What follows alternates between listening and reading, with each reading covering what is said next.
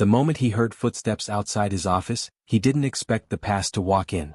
Ethan Gray, a man the world knew as a calm, unshakable millionaire CEO, felt something inside him splinter the second the door opened. He had spent years building an empire that never filled the quiet space she left behind. But today, without warning, the universe returned the one person he had failed to hold on to. And the shock hit him harder than any defeat he had ever faced. He didn't shout because he was angry. He shouted because the moment he saw her standing there, every emotion he had buried surged up like a storm he couldn't control. "I'm tired of this. I'm tired of you disappearing from my life," he said, but the words came out twisted, louder than he meant, sharp enough to echo off the glass walls. His voice betrayed him. His heart betrayed him even more. She stood frozen just a few steps inside the room, her breath uneven, her clothes wind-wrinkled as if she had walked through half the city to reach him. Her eyes, those warm eyes he had memorized, held a quiet strength he didn't remember. 3 years had passed, yet it felt like only a single heartbeat separated the last time he saw her from this impossible moment. He wanted to move toward her. Instead, his legs weakened beneath him. The polished floor felt cold when his knees hit it, but the shock of seeing her, alive, changed, stronger, burned hotter than anything he had ever felt. He wasn't falling out of pride or guilt. He was falling because the truth had crushed every wall he built around himself. She hesitated, clutching the strap of a faded bag like someone who had been running for too long. And behind her, 2 small shadows shifted, hiding from him. He didn't know who they were. Not yet. But something in his chest tightened as if his soul already understood a truth his mind wasn't ready to face.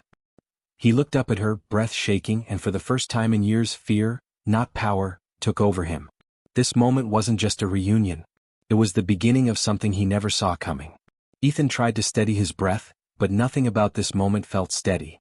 The 2 small figures behind her legs shifted again, and this time, one tiny hand curled around her jeans, as if seeking safety from someone they didn't recognize.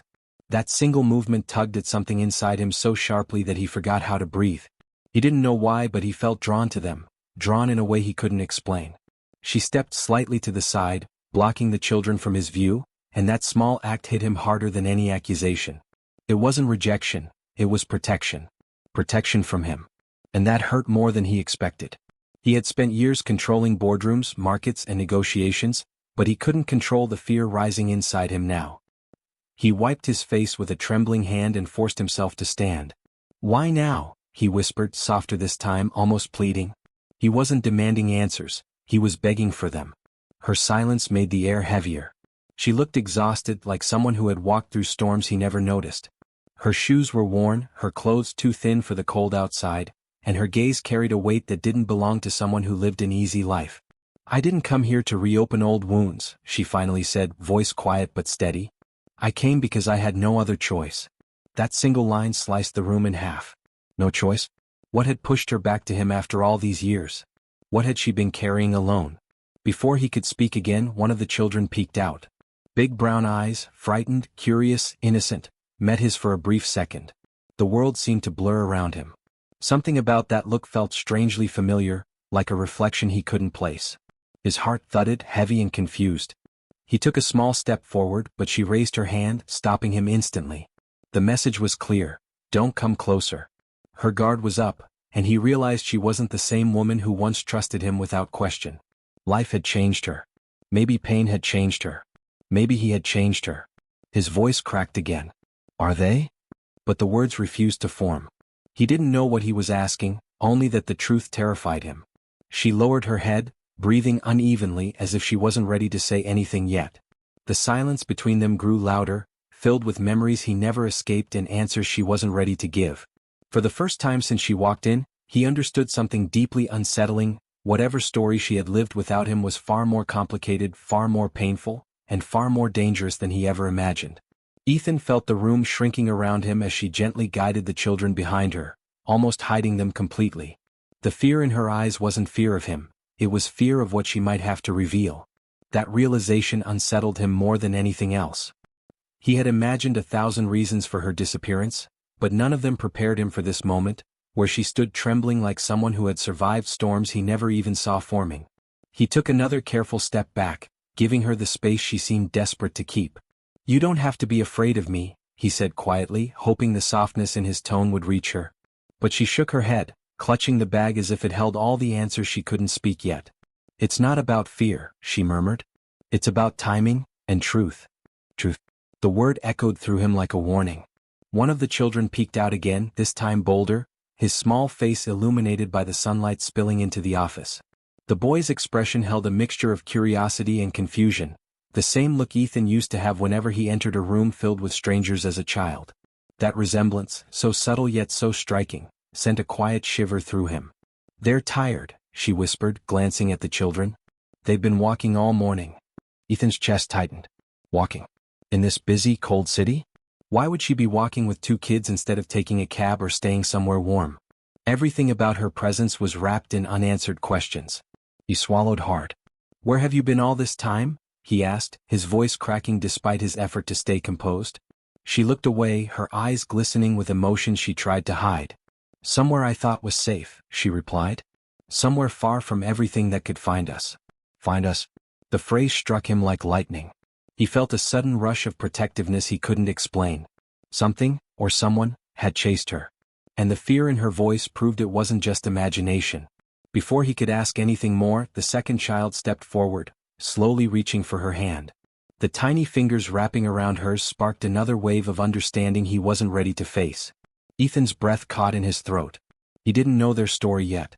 But he knew this moment was only the beginning. Ethan's pulse quickened as he watched her guide the children closer to the window, keeping them in the light yet still out of his reach. It was as if she wanted him to see them but not touch the truth just yet. That careful distance, it told him everything. She didn't trust him fully. Or maybe she didn't trust the world around him.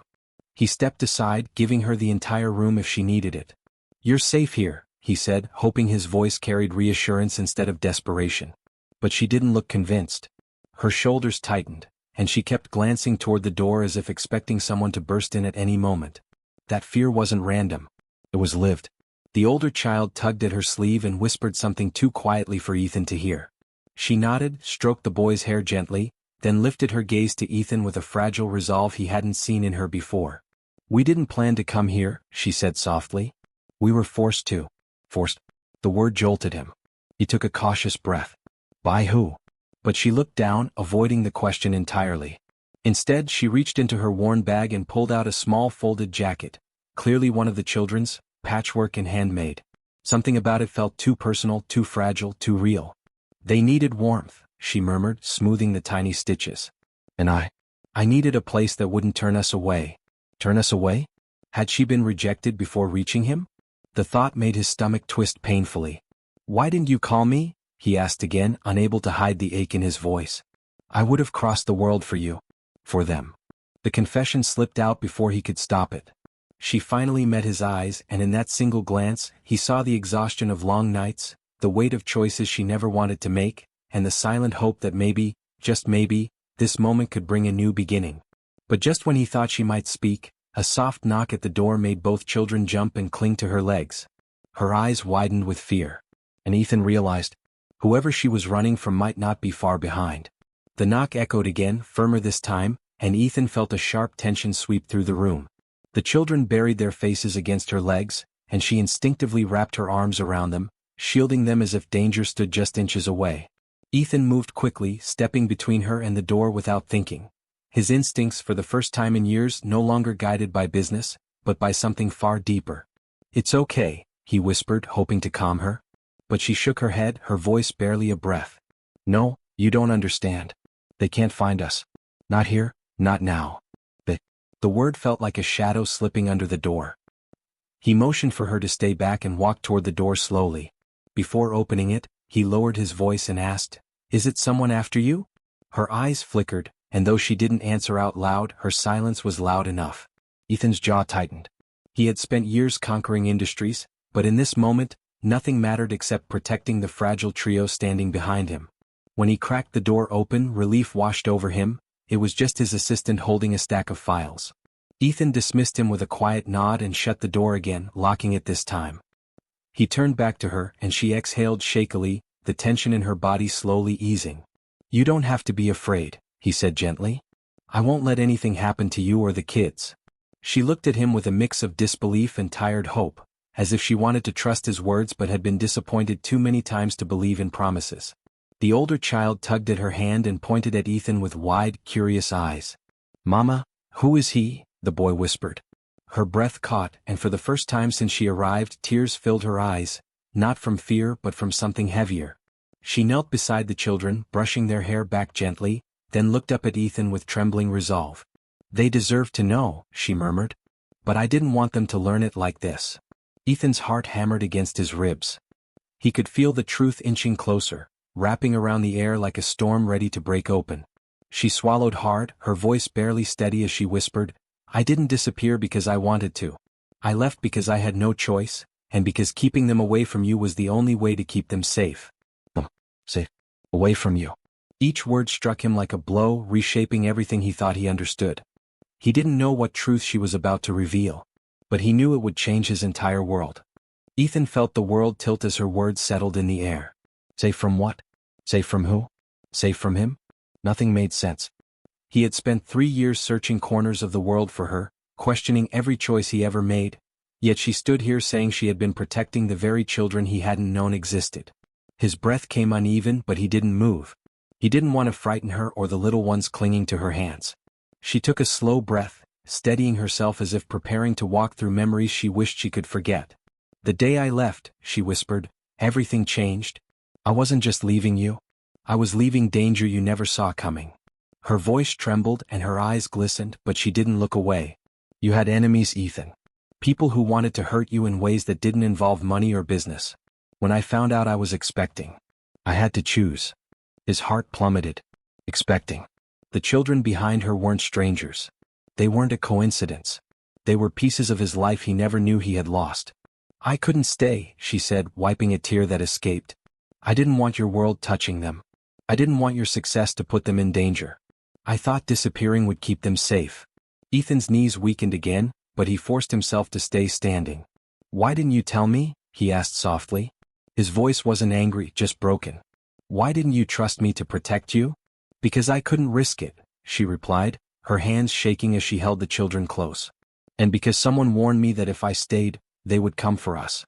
I didn't know who to trust." The older child stepped forward slowly, his big eyes filled with innocence and quiet bravery. "Mama, is he the man you told us about?" he asked. His voice was soft, unsure. She nodded gently, tears sliding down her cheek. "Yes, this is him." Ethan felt something inside him collapse. Grief, joy, regret, love, all tangled into one breath he struggled to hold. He knelt down, not because he wanted to, but because his legs gave up the moment the little boy looked at him with a familiar spark. The same spark Ethan had seen in his own reflection for years. "I'm sorry," she whispered. "I didn't want them growing up without you. But when everything fell apart, I didn't know how to come back." He reached a trembling hand forward, stopping inches away so he didn't startle them. "You came back," he said quietly. "That's what matters. And whatever you ran from, I'll never let it touch you again." For the first time she believed him. And for the first time the children looked at him not with fear, but with curiosity and the beginning of trust. But deep inside Ethan knew this moment wasn't the end of the story. It was only the beginning, because whatever had forced her to flee 3 years ago might still be out there waiting.